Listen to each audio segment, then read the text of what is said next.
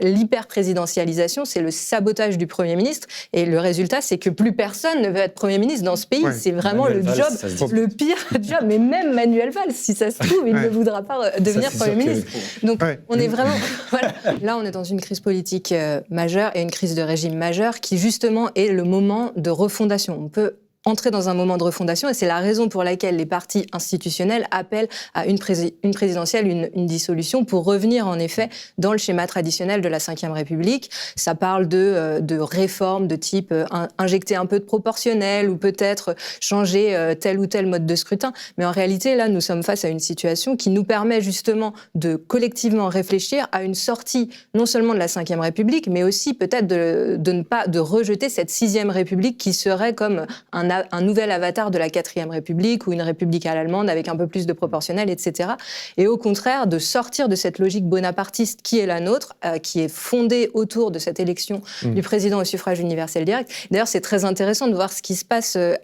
L'hyper-présidentialisation, c'est le sabotage du Premier ministre. Et le résultat, c'est que plus personne ne veut être Premier ministre dans ce pays. Ouais. C'est vraiment Manuel Valls, le pire job. Mais même Manuel Valls, si ça se trouve, il ne voudra pas devenir Premier ministre.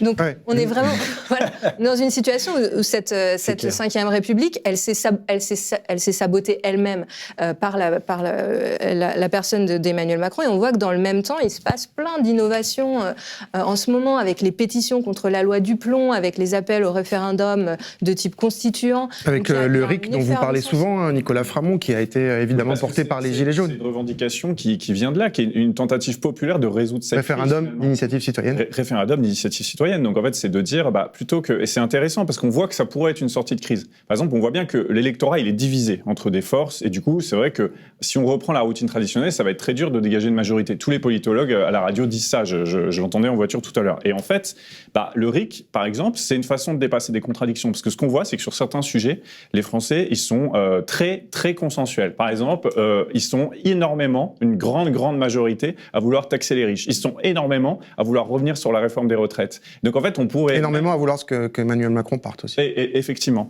Et donc en fait, et même d'ailleurs, ils sont... Ce qui est intéressant avec la France, c'est le bouquin de Vincent Tibéri qui le montrait, Le mythe de la droitisation, c'est qu'en fait, elle est vachement de gauche sur énormément de sujets. Par contre, elle n'est pas vraiment de gauche politiquement. Oui. Donc pour moi, en fait, l'intervention directe du peuple, c'est une façon d'être sûr, finalement, d'avoir des politiques de gauche. Bien plus sûr, finalement, que d'essayer de trouver la bonne configuration partidaire qui nous permettra d'y arriver. Et ça, je pense que c'est important d'intégrer. J'ai l'impression qu'on est assez sur la même longueur d'onde là, à se dire, on va pas simplement revenir à la routine et appeler les gens à aller voter absolument, même si, évidemment, que le moment venu, quand il faudra faire barrage au RN, on sera tous face à cette nécessité. Il n'empêche que, parallèlement